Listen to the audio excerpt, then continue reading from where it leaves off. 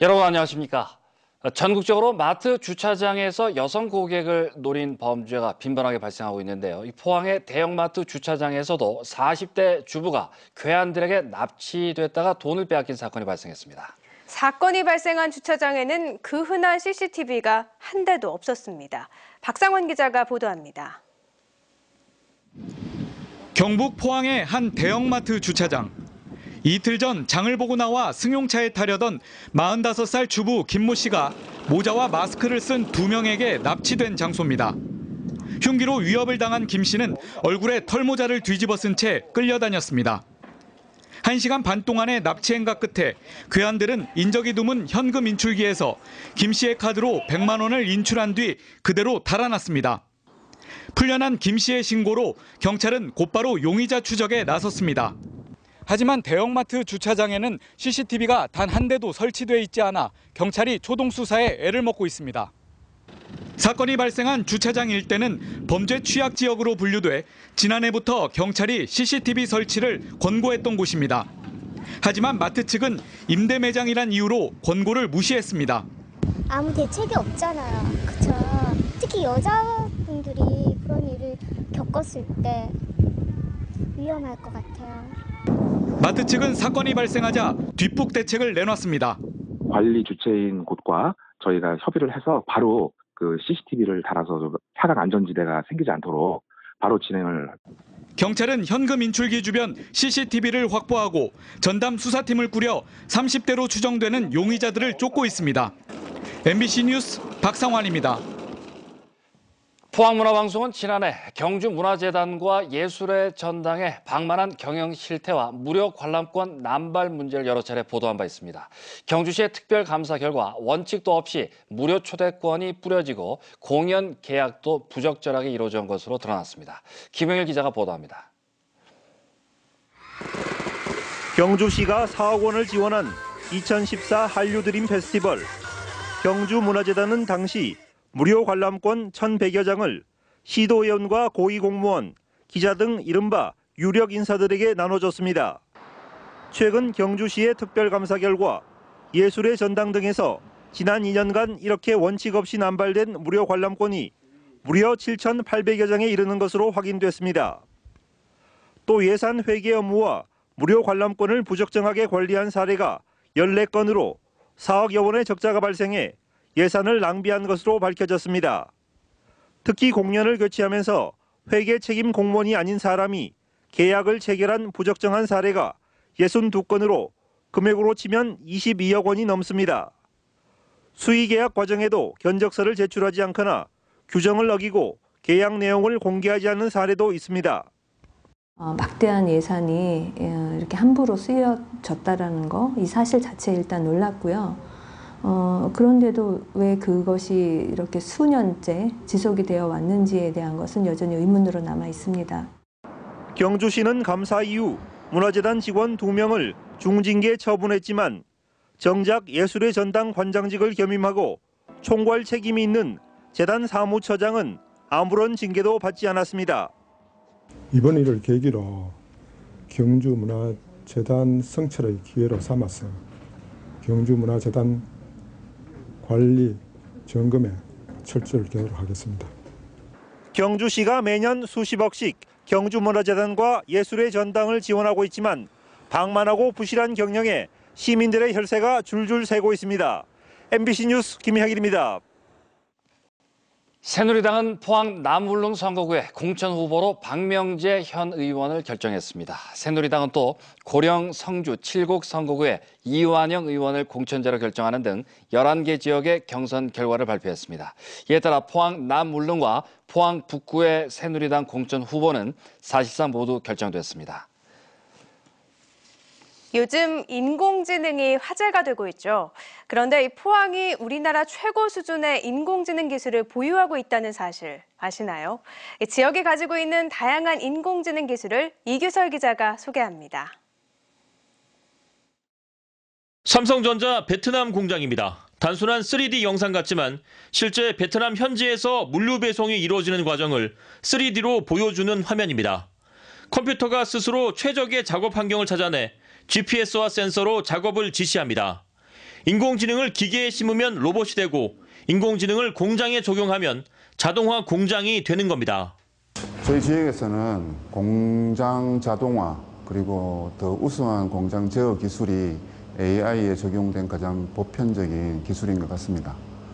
춤추는 동작을 자동으로 인식해 유명 가수의 춤을 쉽게 따라 배울 수 있는 가상 춤 선생 프로그램. 자동차가 스스로 다른 차량과 보행자, 도로 환경을 인식해 안전 운전을 돕는 기술도 포항에서 개발됐습니다. 물체의 움직임을 자동으로 인식하는 인공지능 기술이 적용됐습니다. 차량 제어 시스템과 연동을 하게 되면은 자율주행으로 확장 가능하고 지금 현재 논의 단계에 있습니다. 특히 포스텍은 수학 공식을 대입하지 않고도 컴퓨터가 빅데이터를 이용해 스스로 수학 문제를 풀고 특정 이미지에 대해 사람이 질문하면 컴퓨터가 자동으로 답을 하는 수준 높은 인공지능 기술을 보유하고 있습니다. 이론적으로는 기계학습, 그다음에 응용적으로는 컴퓨터 비전이 훨씬 더 강점이 있고 우수한 연구진이 있어서 앞으로도 좋은 결과를 낼 수 있으리라 생각됩니다. 한동대는 날려쓴 손글씨를 정확하게 읽어내고 사람의 얼굴을 구분하는 등 영상 인식 분야에서 앞서가고 있습니다. 문서 인식, 그리고 얼굴 인식, 그리고 음식 영상 인식 이런 영상 인식을 주로 연구를 하고 있습니다. 포항이 보유하고 있는 수준 높은 인공지능 기술들이 지역의 새로운 성장 동력으로 주목받고 있습니다. MBC 뉴스 이규설입니다. 포스텍 교수가 강의 도중 세월호 참사로 희생된 학생들을 두고 생각이 없었다며 폄하한 사실이 알려져 학생들이 반발하는 등 논란이 일고 있습니다.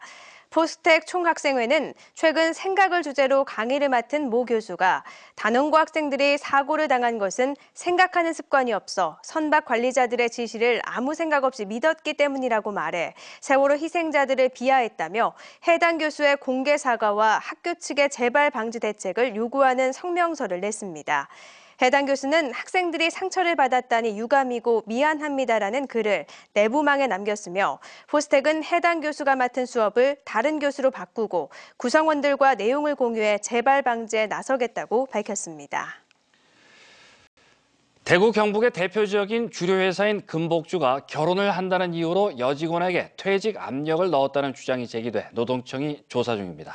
지역 여성단체들은 금복주를 항의 방문한 데 이어서 제품 불매 운동을 벌이기로 했습니다. 권윤수 기자가 보도합니다.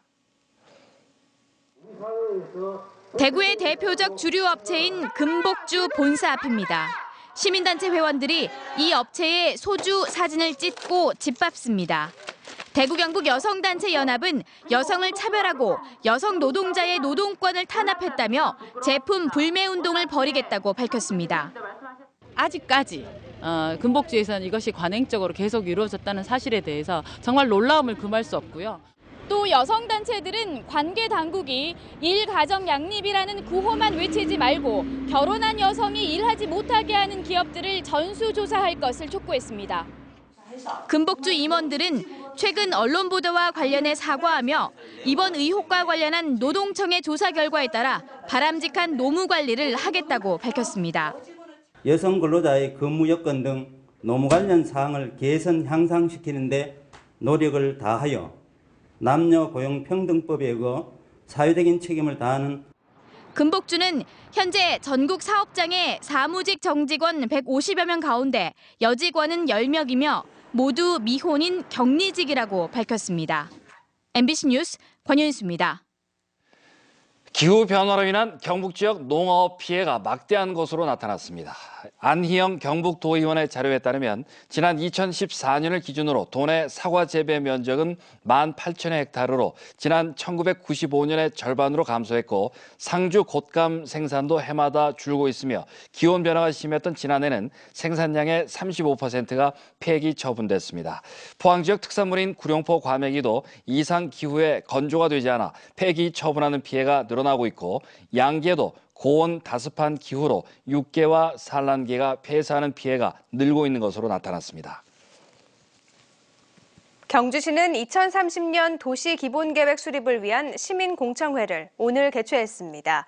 계획안에 따르면 2030년 계획 인구를 40만으로 설정하고 관광 휴양도시, 사람 중심 복지도시, 녹색 교통도시 등 5대 목표를 수립했습니다. 이를 위해 1도심 4지구로 도시공간을 설정하고 중심권은 행정업무와 역사 문화기능, 북부권은 유교 역사와 산업기능, 동부권은 해양에너지산업 중심지로 개발해 나갈 방침입니다. 포항시와 포스텍, 포항테크노파크 등 지역 연구개발 관련 기관들이 오늘 포스텍에서 지역의 성장 동력을 찾기 위한 간담회를 가졌습니다. 오늘 간담회에서 국내 타이타늄의 권위자인 이용태 박사는 우리 지역의 특강점인 소재와 에너지 산업의 집중 육성 추진 필요성에 대해, 포스텍 정환균 산학협력단장은 신약 개발 등 바이오 산업 전망에 대해 발표했습니다. 또 한동대 이재영 산학협력단장은 철강 쇠퇴 이후 연구와 융합 개발의 필요성과 포항시가 환동의 거점 도시로 도약하기 위한 다양한 방향을 제시했습니다. 국립수산과학원은 최근 구축한 밍크고래 유전자 데이터베이스를 활용해 밍크고래 불법 포획과 유통행위를 단속하겠다고 밝혔습니다. 이번에 구축된 시스템은 2011년 이전에 혼획되거나 죽어서 발견된 밍크고래의 70%, 그 이후로는 거의 100% 유전자 정보를 확보하고 있어 미량의 혈흔이나 살점만으로도 유전자 분석을 통해 불법 포획 여부를 판별할 수 있게 됐습니다. 국립수산과학원은 앞으로 밍크고래뿐만 아니라 돌고래류의 유전자 데이터베이스도 구축해 해양경비안전서 등 관련 기관에서도 원격 접속을 통해 정보를 활용할 수 있도록 시스템을 공유할 계획입니다. 녹색연합은 최근 6년간 울진 등지에서 멸종위기 1급종인 사냥이 구조되고도 75%가 폐사했다며 문화재청에 대책을 촉구했습니다. 녹색연합에 따르면 올 들어 울진에서 3마리의 사냥이 폐사체로 발견되는 등 최근 6년간 울진 삼척에서 폐사한 사냥은 48마리에 이르며 이 가운데 탈진한 12마리 중 9마리가 즉각적인 치료를 받지 못해 이송 도중에 폐사했다고 밝혔습니다. 녹색연합은 울진 지역의 도로나 송전탑 건설로 사냥 서식지가 훼손되면서 탈진하는 사냥이 늘고 있다며 울진에 치료 구급센터를 건립해야 한다고 주장했습니다. 남녘에서는 봄꽃 소식이 들려오는데요. 내일은 오늘보다 낮 기온이 더 오르겠지만 아침 저녁 일교차에 주의하셔야겠습니다. 민미경 기상캐스터입니다. 네, 오늘 낮에는 햇살이 내리쬐면서 봄의 향기가 솔솔 나는 하루였습니다. 내일 낮에는 오늘보다 더 따뜻하겠지만 그만큼 일교차가 크겠습니다. 경주의 경우 아침에 영하 1도로 출발하겠고요. 한낮에는 20도까지 오르면서 아침과 낮의 기온 차이가 무려 21도가 되겠습니다. 그 밖의 지역에서도 10도 이상 크게 벌어지겠습니다. 감기 지수가 내일 우리 지역 높음에서 매우 높은 단계 보이겠는데요. 입고 벗기 편한 겉옷으로 체온 유지 잘해주셔야겠습니다. 오후에는 차차 흐려져서요. 금요일에는 봄비가 흠뻑 내리겠습니다. 예상 강수량은 10에서 40mm 정도입니다. 자세한 내일 날씨입니다. 내일 경북 동해안은 대체로 맑다가 오후에는 차차 흐려지겠습니다. 내일 아침 최저기온은 울진 3도, 포항 6도, 경주 영하 1도, 낮 최고 기온은 울진 17도, 영덕 19도, 포항과 경주 20도까지 올라 오늘보다 높겠습니다. 울릉도 독도에서는 오후에 차차 구름이 많아지겠습니다. 내일 아침에는 울릉도와 독도 9도로 출발하겠고요. 한낮에는 울릉도 14도, 독도 12도를 보이겠습니다. 해상에서는 구름만 지나겠습니다. 물결은 동해 전해상에서 0.5에서 2m로 잔잔하게 일겠습니다. 금요일에는 봄을 재촉하는 봄비가 내리겠습니다. 비가 그치고도 포근하겠습니다. 날씨였습니다. 지난달 우리나라의 철강제 수입이 크게 늘었습니다. 한국철강협회에 따르면 지난달 수입 철강제는 177만 6천 톤으로 지난해 같은 기간에 비해 10.9% 늘었습니다. 전체 수입의 58.6%를 차지한 중국산 철강제 수입이 15.2% 늘었고 일본산 수입은 3% 줄었으며 품목별로는 열연 강판과 철근, H연강 등이 증가했고 중후판 등은 감소했습니다. 오늘 오후 3시 반쯤 포항시 남구 호동 쓰레기 매립장에서 원인을 알 수 없는 불이 나 생활 쓰레기 수십여 톤을 태우고 1시간여 만에 큰 불은 잡혔고 현재 잔불 정리 작업이 진행 중입니다. 경찰과 소방당국은 야적장에 쌓아둔 쓰레기 더미에서 자연 발화로 불이 난 것으로 보고 정확한 화재 원인을 조사하고 있습니다. 한편 오늘 오후 4시 50분쯤 영덕군 남정면 중화리 야산에서 불이 나 임야 0.01헥타르를 태우고 40여 분 만에 진화됐습니다. 경북도 내 각 지역 향교와 주요 사원들이 음력 2월의 첫 번째 정일인 오늘 춘계 석전대제를 올렸습니다. 중요 무형문화재 제85호인 석전대제는 공자사당인 문묘에서 지내는 큰 제사로 매년 음력 2월과 8월 상정일에 성현들의 학덕과 유풍을 기리며 봉행됩니다. 내년에 경주에서 열리는 세계유산도시기구 세계총회를 앞두고 최근 터키 이스탄불에서 열린 이사회에서 경주시가 총회 준비 사항을 설명했습니다. 세계유산도시기구 의장도시인 프랑스 리옹시 관계자 등 20여 명이 참석한 이번 이사회에서 경주시는 교통과 숙박, 관광지 등을 소개하고 적극적인 참여를 당부했습니다. 경주에서 열리는 제14차 세계총회는 지역사회 참여를 통한 세계유산 보존이라는 주제로 내년 10월 31일부터 나흘간 열립니다. 경주 솔거미술관의 소나무 그림전이 오늘 개막했습니다. 경주 세계문화엑스포 조직위원회가 한국미술협회 경주지부와 함께 마련한 그림전에는 장희규, 백범영 등 소나무 작가 6명의 작품이 3부로 나뉘어 오는 7월 3일까지 한 달씩 순차적으로 전시됩니다. 이번 소나무 그림전은 새를 속일 정도로 완벽한 소나무를 그렸다고 전해지는 신라시대 화가 솔거를 기념하기 위해 기획됐습니다. 대한상공회의소가 오늘 서울 코엑스에서 개최된 제43회 상공의 날 기념식에서 조선내화 김혜봉 대표이사가 은탑 산업훈장을 받았습니다. 김혜봉 대표이사는 세계 최초로 파이넥스용 최신 내화물 원천 기술을 개발했고 각종 기부 활동과 사회 공헌 활동을 지속적으로 펼쳐왔습니다. 영덕군은 설문조사를 통해 영덕시장의 명칭을 영해 만세시장으로 바꾸기로 했습니다. 영해 지역은 영덕 북부 지역의 거점이자 일제강점기 경북 동해안에서는 최대 규모의 만세운동이 벌어졌던 지역으로 영덕군은 애향심을 불어넣고 시장 활성화를 꾀하기 위해 영해시장 명칭을 영해 만세시장으로 변경하기로 했습니다. 한편 영덕군은 3월 1일이 아닌 1919년 실제로 지역에서 만세운동이 펼쳐졌던 날을 기념해 오는 18일 영해면에서 독립만세의거 문화제를 열 예정입니다. 새누리당의 영양, 영덕, 봉화, 울진 선거구 공천 견선 여론조사가 강석호, 전광삼 두 후보를 놓고 오늘 진행되고 있습니다. 100% 일반 국민 경선에 따라 진행되는 이번 여론조사는 ARS 자동응답이 아닌 상담원이 직접 묻는 방식으로 두 개 여론조사 기관이 각각 1,000명의 표본에 도달할 때까지 계속됩니다. 여론조사는 오늘 하루 만에 완료될 것으로 예상되지만 최종 공천 후보는 언제 발표될지 정해지지 않았습니다.